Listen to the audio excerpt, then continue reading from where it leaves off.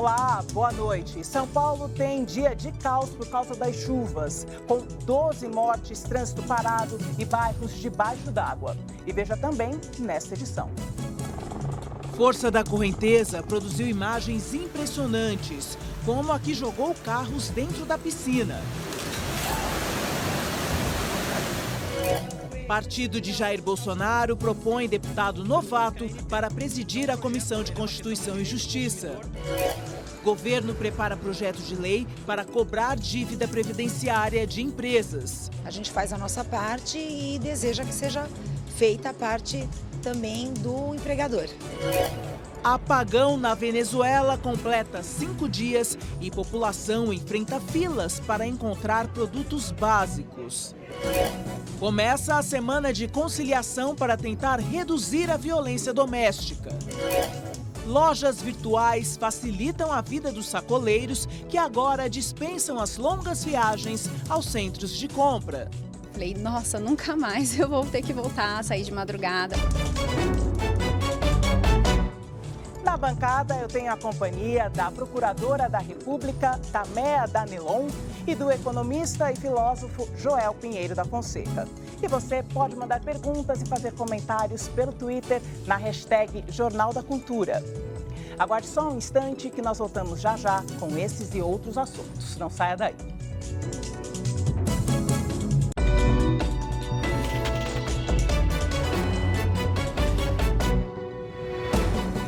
12 pessoas morreram por afogamento ou em deslizamentos de terra provocados pelas fortes chuvas na região metropolitana de São Paulo. O governo estadual definiu um plano emergencial e de ajuda às vítimas. Segundo a Defesa Civil, o alerta de chuvas para as próximas horas se estende ao litoral norte do estado.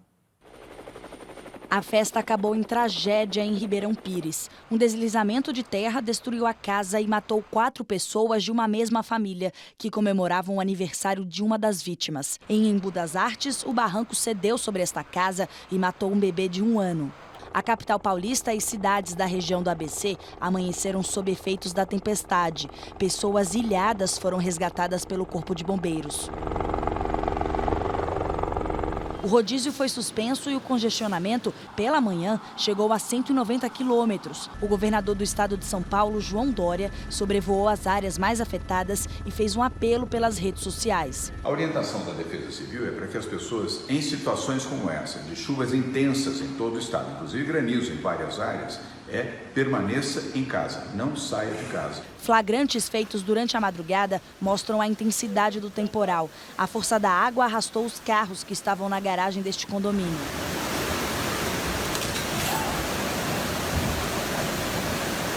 Em São Bernardo do Campo, a enchente também levou carros. O estoque de lojas de móveis invadiu esta churrascaria. Foi decretado estado de calamidade pública no município. O prefeito da capital paulista, Bruno Covas, cancelou a licença e deve reassumir o cargo amanhã. Na coletiva, o prefeito em exercício informou que, em 11 dias de março, já choveu o equivalente a 90% do esperado para o mês todo. A situação que ocorreu ontem à noite, absolutamente imprevisível, extraordinária. Não havia qualquer ação preventiva que pudesse corrigir o que aconteceu hoje. Os serviços de guincho estão pela cidade recolhendo os carros que chegaram a ficar submersos. Tem uma rua aqui, a Cipriano Barata, que tem mais de 80 carros no subsolo para tirar. A dona Margarida mora ao lado do rio Tamanduateí e quando a água chegou na casa dela, levou tudo. A única coisa que se salvou foi esse móvel que estava pregado na parede. Para vocês terem uma noção de onde a água chegou, olha aqui. Até aqui a água invadiu a casa dela. Comecei a tentar levantar minhas coisas, mas não deu. Aí eu tive que ficar conformada. Muito boa noite, Joel Pinheiro, doutora Tamea Danilon, obrigada pela presença. Bom, novamente falamos das chuvas, né, e dos problemas causados pelas tempestades. Choveu muito, volume muito expressivo em pouco tempo. Em 11 dias desse mês, a gente viu na reportagem que foi 90% da chuva esperada para o mês inteiro. Mas o fato é que esses problemas causados pela chuva, eles são esperados nessa época do ano e os pontos atingidos são muitas vezes os mesmos locais que já sofreram com as enchentes anteriormente, né? Exato, Joyce. É uma tragédia previsível, Uma tragédia que se repete com alguma frequência. Quando chegarem as chuvas de março, em São Paulo, a gente sabe que problemas como esse, tragédias, mortes, acontecerão. Talvez esse problema esteja piorando, porque é um problema local da cidade de São Paulo, da grande São Paulo, sem dúvida, mas que tem repercussões e causas maiores até. A gente tem o clima se alterando, tornando eventos como esse, grande concentração de chuvas, eventos climáticos fora do comum, se tornando mais prováveis, mais comuns. Frequentes, né? E, por outro lado, a gente tem uma carência crônica de investimentos em equipamento urbano, por exemplo, em manutenção, em limpeza, que intensificam problemas como esse. E problemas de investimento, a gente está falando, portanto, da situação fiscal quebrada do Estado brasileiro, que também não tem, hoje em dia, os recursos para investir. Um problema que afeta todo o país.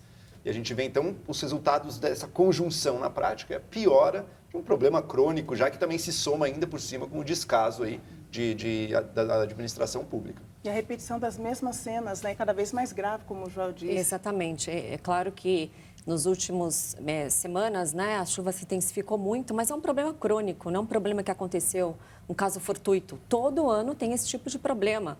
Então, o poder público, ele pode sim implementar situações para evitar essa calamidade, né?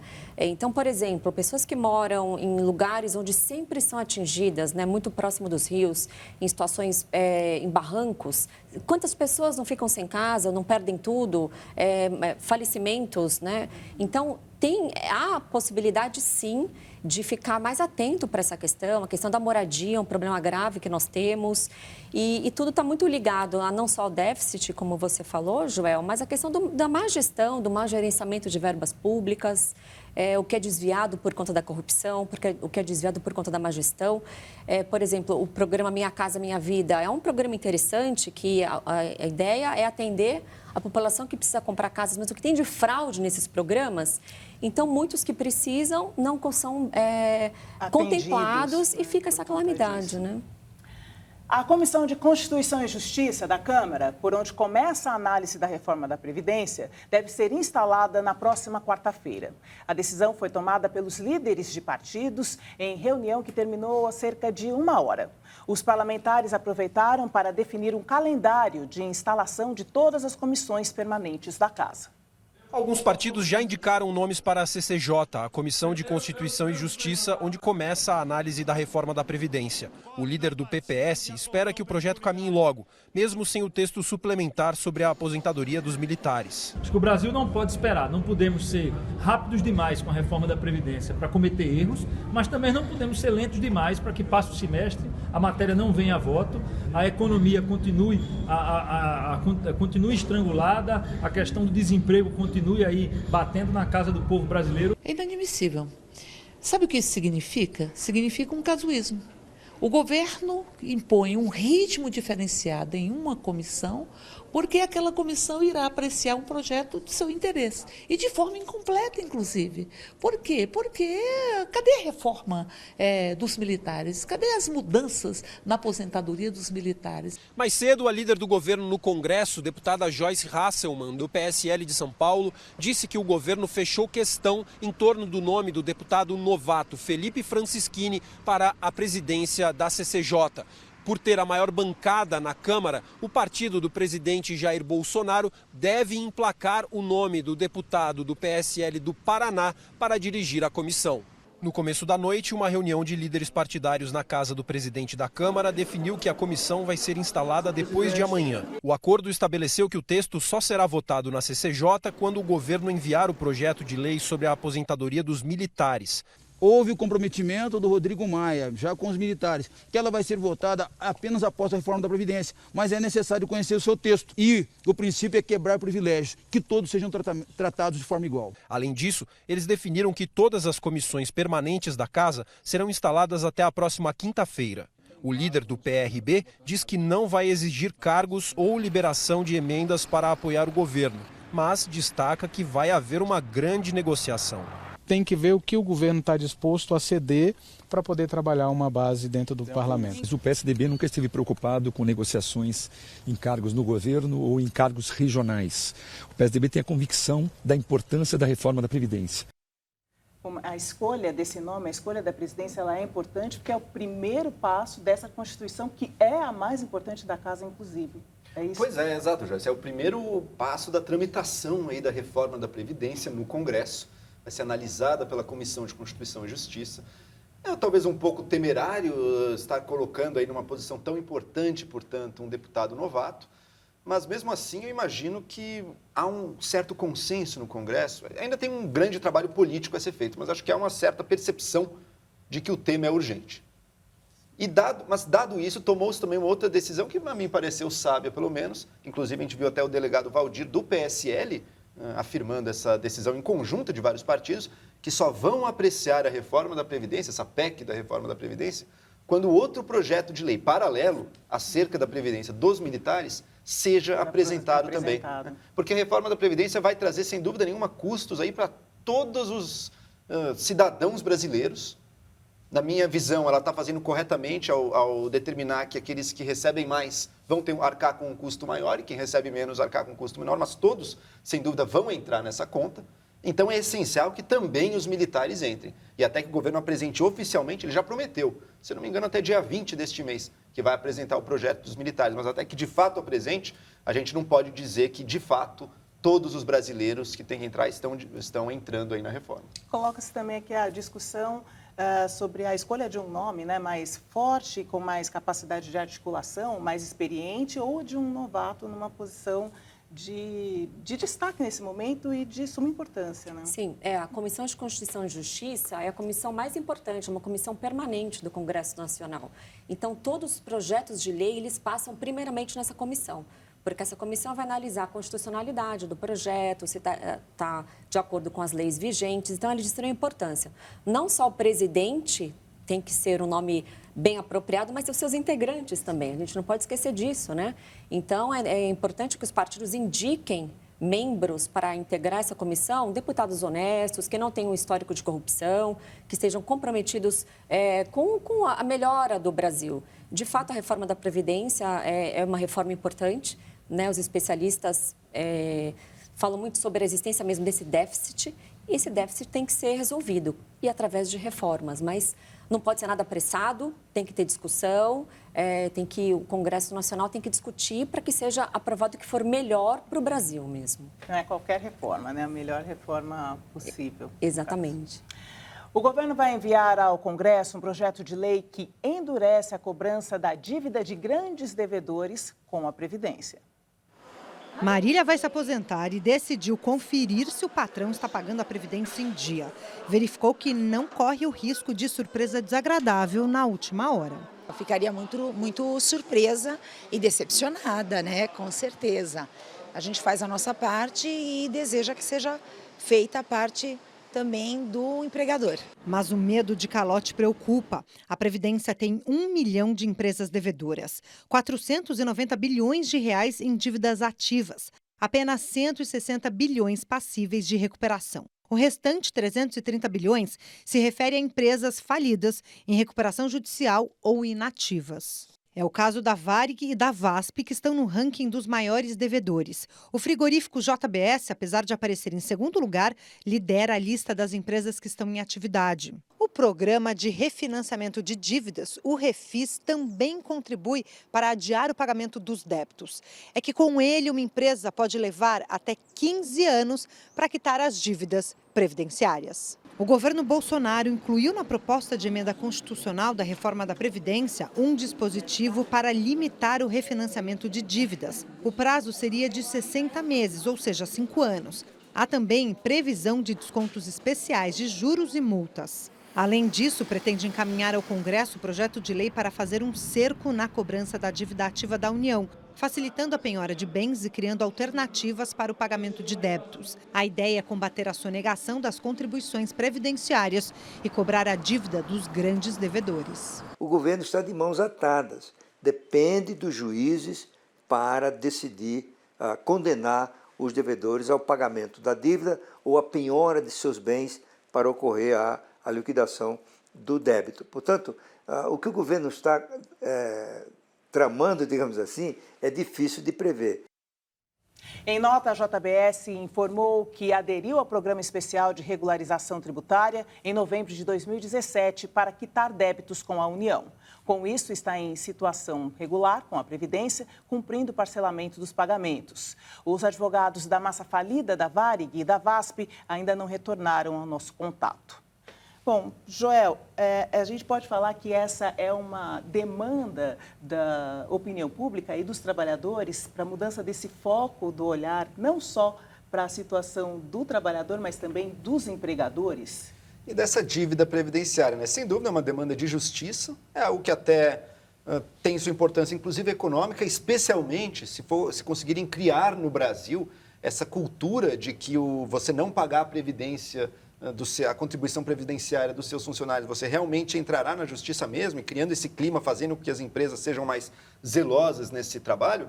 Mas é importante a gente não perder o foco, tá? Porque veja o seguinte, a gente tem uma dívida total aí de 460 bilhões, como a reportagem bem disse, grande parte disso aí é irrecuperável, jamais vai ser recuperado. O que dá para se recuperar, o que não está em empresa falida, inativa, é no máximo aí cerca de 130 bilhões. E veja, 130 bilhões é um estoque de dívida que tem ali. Não dá um ano de déficit da Previdência brasileira. Então, em um ano você pode dizer, então cobrimos o problema deste ano.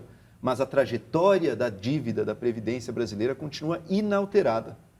É como uma casa que tem um vazamento acontecendo, a sala está sendo inundada, você pega um balde com seus amigos, vários baldes, e tira a água da sala. Diminui um pouquinho o nível, mas o vazamento continua como antes, o rombo continua crescendo da mesma maneira, ou seja, por mais estritos que sejam na cobrança aí dos devedores, isso não resolve nem encosta, na verdade, no problema previdenciário, que é a trajetória explosiva desse déficit.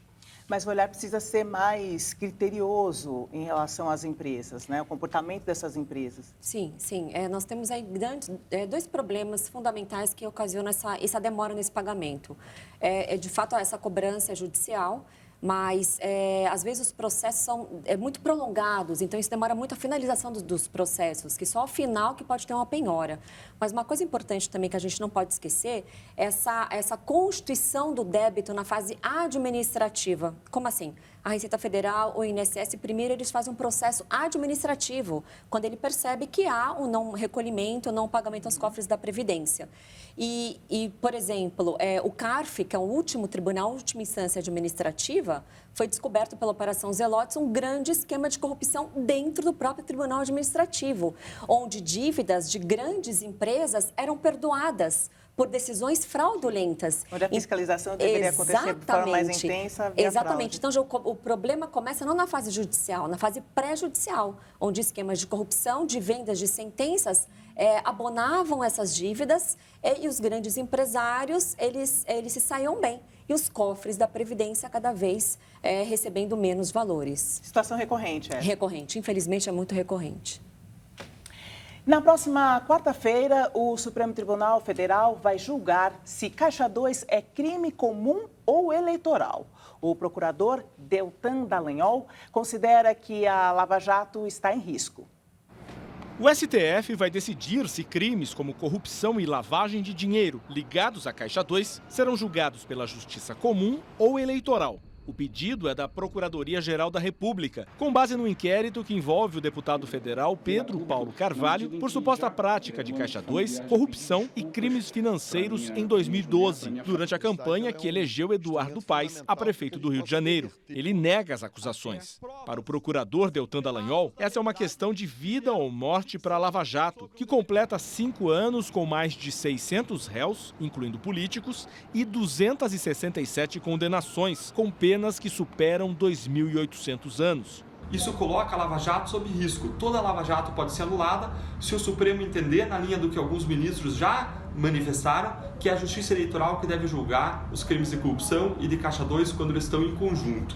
O diretor do Movimento de Combate à Corrupção Eleitoral acredita que a mudança não afeta a Lava Jato, mas pode sobrecarregar a Justiça Eleitoral. E o que todo mundo cobra é essa celeridade, que os processos precisam ser decididos de forma mais rápida para que não ocorram prescrições e impunidade como tem acontecido.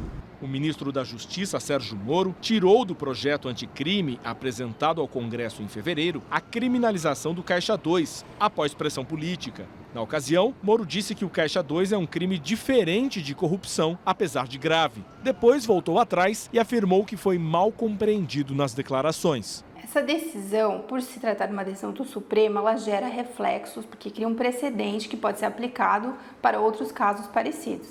Então, ela tem um peso. Doutora Tameia, como você enxerga essa questão? Então, os crimes relacionados à Caixa 2 devem ser julgados pela Justiça Comum ou pela Justiça Eleitoral? Essa é a questão inicial? Isso é uma questão muito preocupante e a sociedade tem que ficar muito atenta para esse julgamento da próxima quarta-feira, dia 13. Por que isso é muito perigoso e coloca, sim, a Lava Jato em risco? Primeiro, é importante fazer uma retrospectiva desses 5 anos de operação.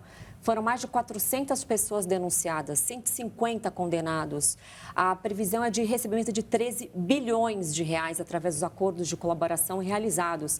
Então, sem dúvida, não temos paradigma no que se refere à Lava Jato. Foi uma inovação nessa trajetória de impunidade que nós vivemos há cerca de 20 anos. Então, foi uma mudança.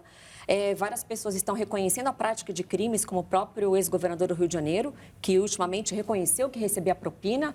Então, a Operação Lava Jato, ela tem uma extrema importância para a sociedade brasileira.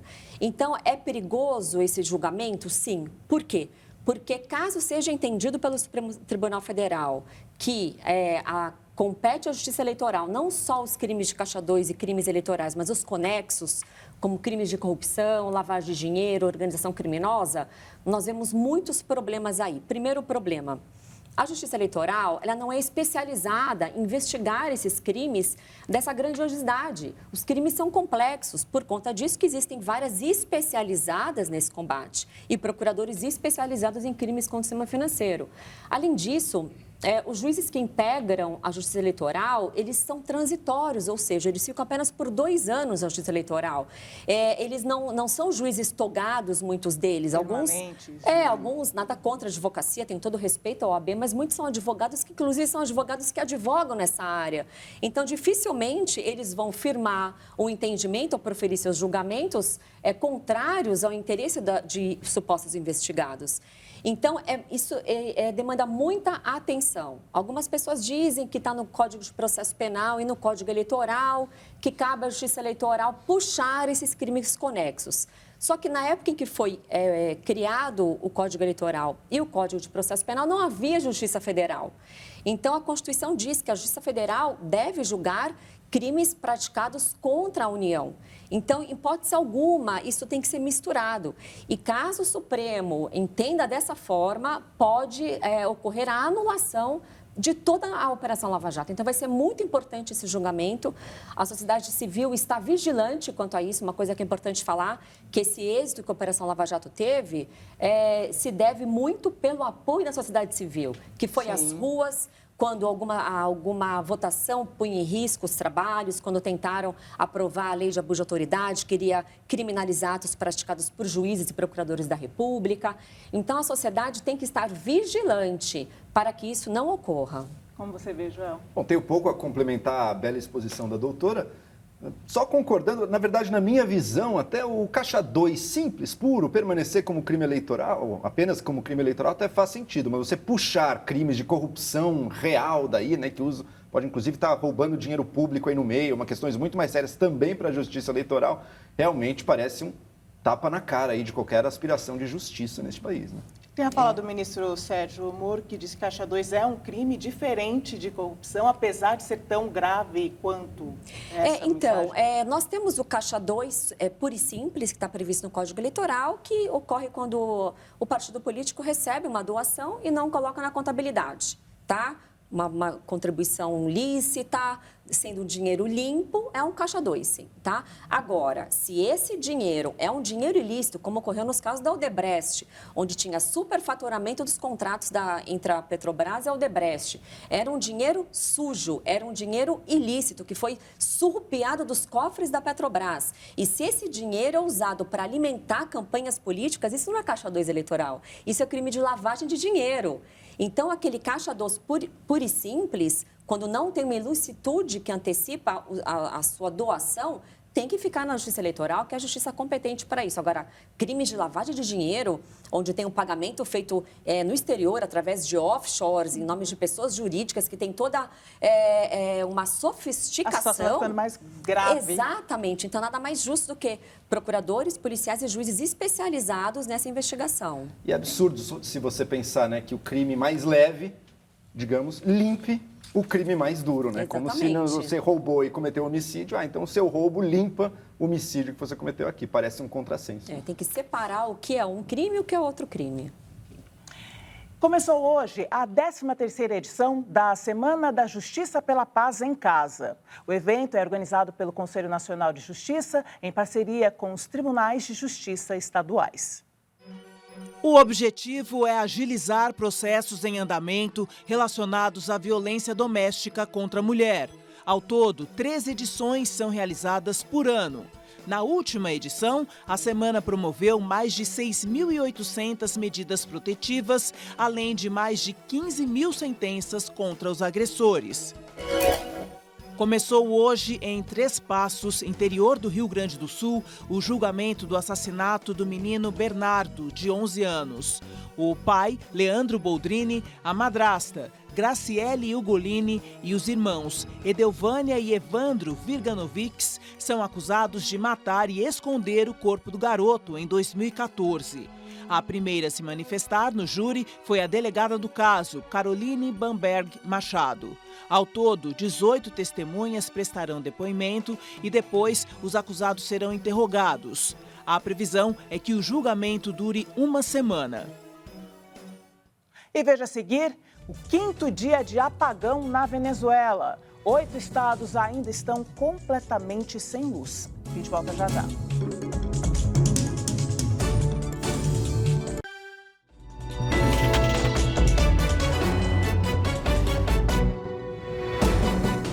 Uma novidade está ajudando a vida dos sacoleiros. Comerciantes de todo o país conseguem abastecer as lojas por meio de compras digitais no atacado.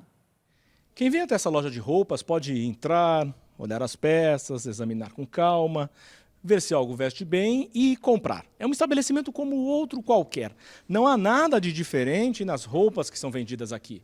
O que muda é a forma como cada uma dessas peças chegou até a loja. As mercadorias vieram ontem do Rio Grande do Sul para Mauá, na Grande São Paulo. Foi a compra mais recente feita pelas sócias na internet. Há 8 meses é assim. A Vanessa e a Rafaela trocaram as visitas à região do Bom Retiro, na capital paulista, pelos sites de vendas no atacado. A hora que chegou, nossa, foi um alívio. Falei, nossa, nunca mais eu vou ter que voltar, sair de madrugada, perder esse tempo, porque hoje tudo vem até mim e com muita qualidade. Além de mais práticas, as compras online garantem preços melhores. Uma média aí de uns 40% de economia. A gente consegue, de uma maneira, deixar o nosso produto com um preço bem atrativo, porque a gente acaba repassando para o cliente essa economia. Se é bom para quem está em Mauá, imagine para Daisiane, de Belém do Pará.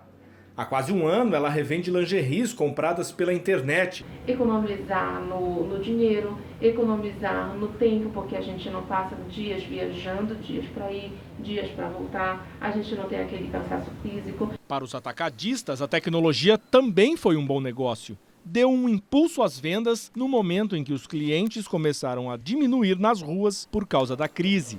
O André criou um shopping virtual que oferece produtos de 50 fabricantes. As principais vantagens realmente é, primeiro, uma economia de custo, né?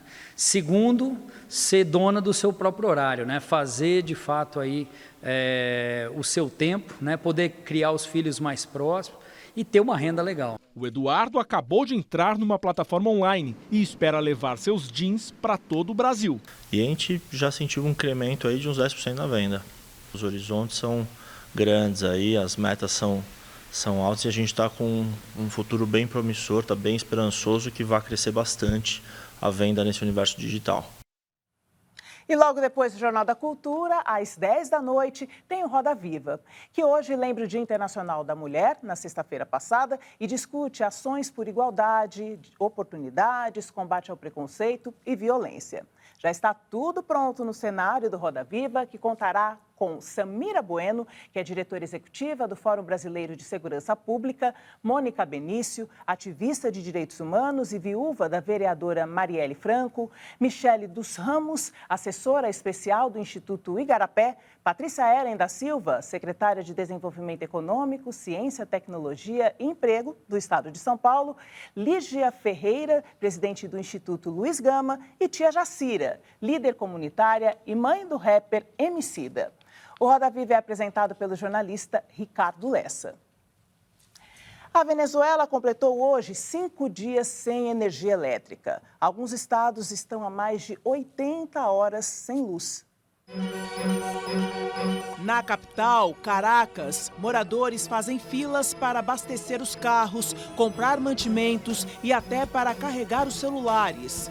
A interrupção de energia começou na última quinta-feira.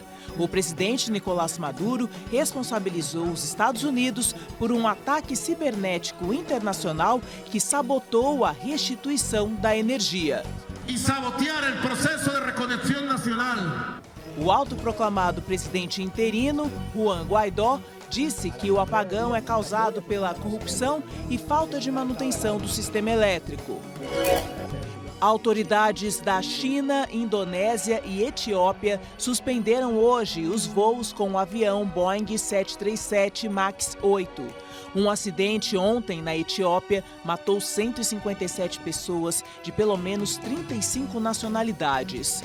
O avião da Ethiopia Airlines ia para Nairobi, no Quênia. Caiu logo depois da decolagem na capital, Addis Abeba.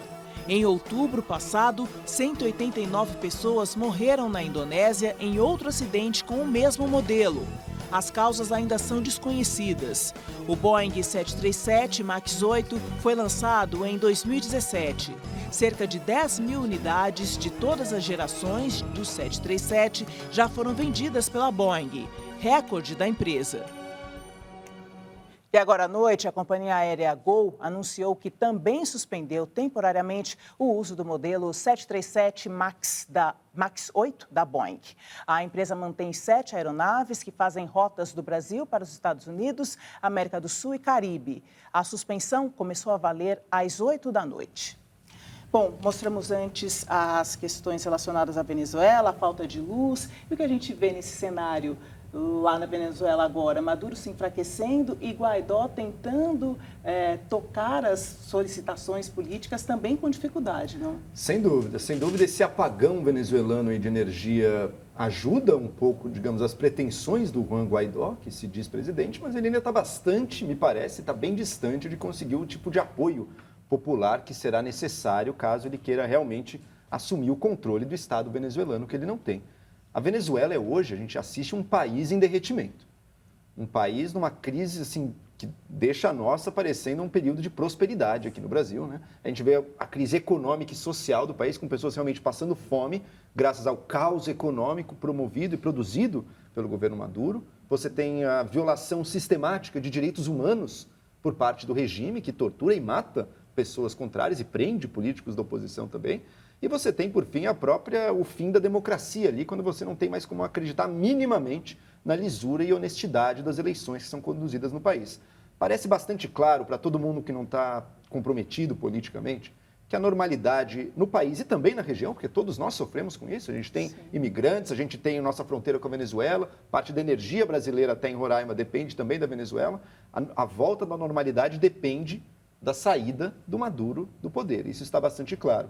O jeito de conseguir isso ainda não está claro. Essa tentativa do Juan Guaidó até agora, o Maduro não precisou nem prender, porque ele está ali, mas não está causando tanto problema assim. Ele está tentando provocar o máximo possível. Agora, sem dúvida, enquanto os outros países endurecem um pouco as relações com a Venezuela, mantêm sanções, que eu espero que se tornem mais severas no futuro, e o país passa, além de tudo, por um apagão, E a gente vê a Venezuela, o país que produz tanto petróleo, com filas nos postos de gasolina, sem dúvida nenhuma, mais cedo ou mais tarde, a própria população vai se cansar disso. Se rebelar, talvez, não. Doutora Tamé, como vê a situação nesse momento na Venezuela? É muito triste, né? O que a gente pode falar é tristeza, né? É um presidente que não se preocupa com a população, não se preocupa com os venezuelanos que passam fome. É uma situação muito, muito triste. E estão fugindo da Venezuela por conta disso, aqueles que conseguem, de alguma forma, fugir. Inclusive, nós temos um trabalho, o Ministério Público Federal, lá em Roraima, faz um trabalho muito interessante de receber esses refugiados, de acolher essas pessoas, né? Embora o Brasil tenha todos os problemas que nós temos sociais, mas temos que estar de braços abertos para receber essas pessoas, né? Então, não sei até que ponto que esse regime ditatorial que massacra a democracia, os direitos humanos, vai continuar.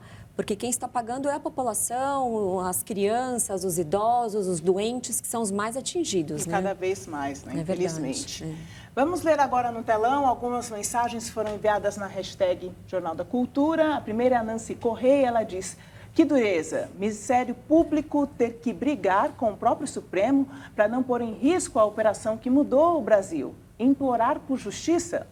O Rafael Pires, que diz: são tantas anistias aos empresários, enquanto os trabalhadores sempre pagam as contas. E a Ângela, que diz: boa noite, indicação de cargos em troca de apoio para votar a reforma? Achei que o novo governo não se utilizaria do toma lá da cá. A doutora Tamé responde... Então, vou responder a... Posso escolher, né? Pode. Eu vou escolher a Nancy. Realmente, Nancy... É muito difícil, nós temos que nos posicionar, assim, ter medo de algumas decisões da Suprema Corte. Infelizmente, vários ministros do STF já soltaram inúmeros investigados e réus durante a Operação Lava Jato.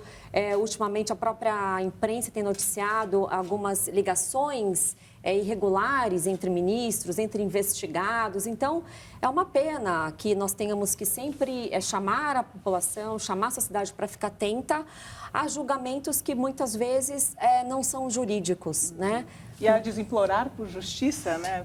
Temos que implorar muitas vezes, né? Para que não soltem pessoas que desviaram milhões dos cofres públicos, que se mantenham presos para que pague, que cumpra, que paguem a sua pena. Não é fácil trabalhar no combate à corrupção, mas é nosso papel, né?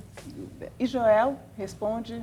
Eu vou responder o Rafael Pires, que toca nesse bom ponto. Não, de fato, temos que cobrar sim dos empresários que não têm pago a contribuição previdenciária, isso é um problema sim. Agora, sem ilusões, Rafael, não é esta cobrança, não é este passivo previdenciário que está aí, embora o valor dele assombre, mas é pouco, na verdade, perto do tamanho do rombo nas contas aí da Previdência brasileira. Não é este combate que vai resolver. Ele não tira, se disserem que esta cobrança desse passivo previdenciário tira a necessidade da reforma, isso não é verdade. Essa é uma reforma dura sim, impopular sim, mas que será necessário, e só juntando então também com o outro comentário que tinha sido feito, talvez o governo tenha que usar um pouco do chamado toma lá da cá, oferecer verbas, oferecer cargos. Isso é parte quando feito dentro da lei, isso também é parte da política. Política não é só ideias, é interesses também, e está tudo na mesa. Não dá para se desvencilhar completamente, né? Exato, você está vivendo no mundo real, exato. Doutora Tamé, Danelon, muito obrigada pela participação. Já aguardo numa próxima. Eu que agradeço. Joel, é sempre um prazer. Muito obrigada. Boa noite aos dois. E você, de casa, inscreva-se no nosso canal no YouTube para ser notificado sobre tudo o que acontece no jornalismo da TV Cultura. Anote aí, youtube.com/jornalismo TV Cultura. Muito obrigada pela sua companhia e eu te espero amanhã. Até lá.